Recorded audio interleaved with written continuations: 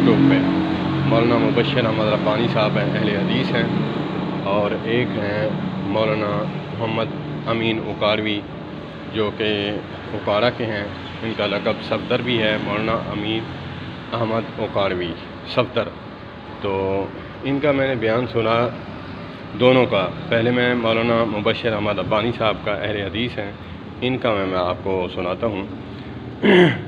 مسئلہ سوال کیا گیا کہ کیا قبلہ کی طرف ٹانگیں کر کے بیٹھنا یا پھر سونا جائز ہے کہ نہیں؟ انہوں نے جواب دیا کہ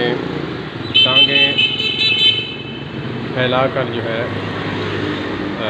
امام ابو حنیفہ رحمۃ اللہ علیہ کی فقہ میں لکھا ہے کہ جب بندہ بیمار ہو تو مسجد میں ہو یا گھر میں ہو تو ٹانگیں قبلہ کی طرف رخ کر کے اور جو ہے نماز پڑھ سکتا ہے۔ تو اگر نماز پڑھ سکتا ہے تو پھر ٹانگیں کیوں نہیں کر سکتا؟ میں یہاں روک کر مؤدبانہ گزارش کروں گا کہ انہوں نے دلیل تو دی، یہ تو بعذر مجبوری تھا،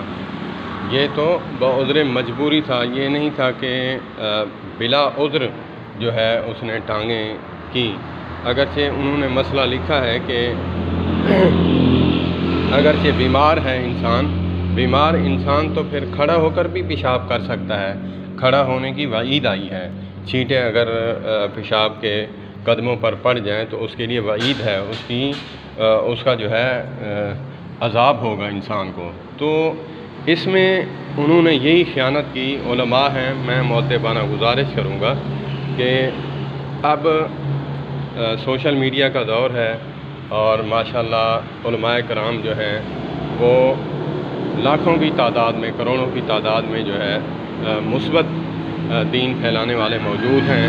اب ان کی نہیں چلے گی جو مسلک کی تعصب رکھ کر جو ہے لوگوں کو جو ہے گمراہ کرتے ہیں۔ انہوں نے جب کہا کہ ٹانگیں جو ہے وہ کر سکتا ہے، پاک و ہند بر صغیر میں جو مسئلہ ہے یہ ادب کا چھڑا ہوا ہے، لیکن قرآن و سنت میں ایسی کوئی دلیل نہیں۔ میں یہاں روک کر ایک بات عرض کروں گا، اگر ایک آپ عالم دین ہیں، آپ درس و تدریس کا کام کرتے ہیں، تو جب طلباء جو ہیں 20 سال 18 سال یا کہ 25 سال کی عمر کے ہیں، آپ کے سامنے بیٹھے ہیں، آپ انہیں جو ہے اسباق وغیرہ دے رہے ہیں، تو وہ اگر لیٹ جائیں، پاؤں آپ کی طرف کر لیں تو آپ ان کو آرام سے سونے دیں گے کہ آپ وہیں پہ پڑے رہیں، ٹانگیں بھی میری طرف کر لیں، پھر جو ہے آپ کو میں سبق دیتا رہوں گا۔ وہاں تو آپ ڈانٹیں گے کہ یہ ادب کے خلاف ہے۔ تو یہاں مسجد یا پھر قبلہ رخ ٹانگیں کرنا یہ ادب کے موافق کیوں ہوا؟ تو مولانا اللہ پاک ہمیں عمل کی توفیق عطا فرمائے۔ میں جو ہے خود اہل حدیث ہوں، اسی لیے مجھے آنکھیں بھی تم نے لگائی ہیں، چشمہ بھی تم نے لگایا ہے کہ اچھی اور بری بات تم دیکھ سکو۔ تو میں نے جو بری بات دیکھی، چاہے وہ اپنا بھی ہے، تو میں تو کہوں گا، جیسے علماء دیوبند کے جو ہیں مولانا امین صفدر اکاڑوی صاحب ہیں، وہ فوت ہو چکے ہیں۔ میں نے ان کا ایک بیان سنا، بلکہ مناظرہ سنا یا پھر بیان تھا غالباً، ہاں بیان تھا، اس میں وہ کہنے لگے کہ اور یہ بھی ہیں مولانا منیر احمد صاحب بھی ہیں، مولانا منیر احمد صاحب یہ جو ہے غالباً سرگودا کے ہیں یا پھر کہیں اور جگہ کے ہیں، مولانا منیر احمد صاحب۔ تو انہوں نے کہا کہ جب یہ آمین کہتے ہیں اہل حدیث حضرات ایسے ہانکتے ہیں جیسے گدھا ہینگتا ہے، گدھا آوازیں نکالتا ہے۔ تو میں یہاں روک کر یہ بات کہوں گا کہ آپ نے یہ بھی نہ دیکھا کہ اگرچہ اتنی اونچی آواز سے جو ہے ثابت نہیں ہے، لیکن کچھ زیادہ اجتماع ہونے کی وجہ سے جو ہے وہ آواز زیادہ گونج اٹھتی ہے، تو پھر حدیث کی مخالفت، اہل حدیثوں کی مخالفت میں آ کر حدیث کی مخالفت کر ڈالی، اپنے ایمان کو بھی نہ دیکھا۔ تو میں مؤدبانہ گزارش کروں گا، آپ جو لوگ اب سوشل میڈیا سے وابستہ ہیں، اب فیس بک یوز کرتے ہیں یا پھر یوٹیوب دیکھتے ہیں، انٹرنیٹ استعمال کرتے ہیں، تو وہ ایک نظر جو ہے کعبۃ اللہ اور مدینہ منورہ شریف جو ہیں وہ ذرا دیکھ لیں۔ وہ نماز جب پڑھتے ہیں تو وہ بھی آمین کہتے ہیں، اگرچہ اتنا جرم ہے کہ اس کو گدھے کے ساتھ تشبیہ دینا۔ اللہ اکبر۔ العلماء ورثۃ الانبیاء، علماء اگر ساری رات جو ہے نا نیند کرے عشاء کی نماز پڑھ کے اور وہ متبع سنت ہے، تقوی والا ہے، وہ اگر ساری رات سوئے اور مجھ جیسا بیکار انسان جو ہے، بدکار انسان، گناہ گار عام انسان جو ہے وہ ساری رات جہاں تہجد پڑھتا رہے، اس کے مقام کو نہیں پہنچ سکتا۔ اتنا مقام ہے، لیکن مقام جو ہے وہ اتنا ہے، اگرچہ اس نے خیانت کی مسائل میں یا پھر اعمال میں، تو پھر اس کی پکڑ بھی زیادہ ہے کہ قیامت والے دن جو ہے حدیث پاک میں آتا ہے، اس کا مفہوم ہے کہ جیسے گدھا جو ہے چکر لگا رہا ہے، یا پھر کولو کا بیل جو ہے گول دائرے میں گھوم رہا ہوتا ہے، اس کی آنتنیاں باہر ہوں گی، علماء فرماتے ہیں اس کی آنتنیاں باہر ہوں گی، وہ چکر لگا رہا ہوگا۔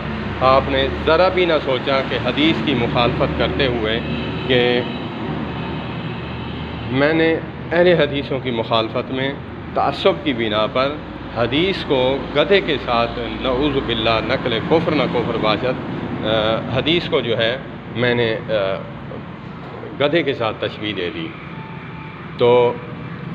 اسی طرح میں مؤدبانہ گزارش کروں گا، علماء دیوبند میرے سر کا تاج ہیں، وہ جو تقوی والے لوگ ہیں اور جو مثبت بیان کرتے ہیں اور جو خیانت نہیں کرتے، اور علماء اہل حدیث وہ بھی میرے سروں کا تاج ہیں، جو انہوں نے مجھے جو ہے جو سکھایا، حدیث کے ساتھ محبت اور رسول اللہ صلی اللہ علیہ وآلہ وسلم کے ساتھ محبت کا معیار سکھلایا، بتلایا، میں ان کو بھی اپنے سروں کا تاج مانتا ہوں، اور علماء بریلوی اہل سنت وہ بھی میرے سروں کا تاج ہے۔ اللہ پاک مجھے بھی اور آپ کو بھی عمل کی توفیق عطا فرمائے۔ والسلام علیکم ورحمۃ اللہ وبرکاتہ۔ اگر میرے بھائی کوئی بات بری لگی ہو تو میرا خون کھولتا ہے کہ جب کوئی عالم دین میرے خلاف بات کرے، کوئی مسئلہ نہیں، لیکن اگر رسول اللہ صلی اللہ علیہ وآلہ وسلم کی حدیث کے خلاف بات ہوگی، چاہے وہ کوئی بھی ہو، تو میں اس کے جو ہے برعکس یہ بات کہوں گا کہ یہ اس نے خیانت کی ہے، کیونکہ علماء اہل حدیث فرماتے ہیں کہ لوگوں کو کیوں روکتے ہو کہ فلاں کی عالم کی کتاب نہ پڑھو، فلاں کا بیان نہ سنو، کیونکہ ان کو پتہ چل جائے گا حق کیا ہے۔ تو مجھے حق سمجھ آ چکا ہے کہ حق جو ہے وہ کیا ہے، اور ناحق، باطل اور حق میں فرق کرنے کا الحمدللہ اللہ پاک نے مجھے شرف بخشا ہے۔ پھر میں کہوں گا مؤدبانہ گزارش، اگر کسی نے کامنٹس کرنا ہے، اگرچہ اس کو میری بات بری لگی ہے، میں نمبر دے دوں گا ڈسکرپشن میں، اور واٹس ایپ نمبر دے دوں گا، میرے ساتھ رابطہ کر سکتا ہے۔ میں نے 10 سال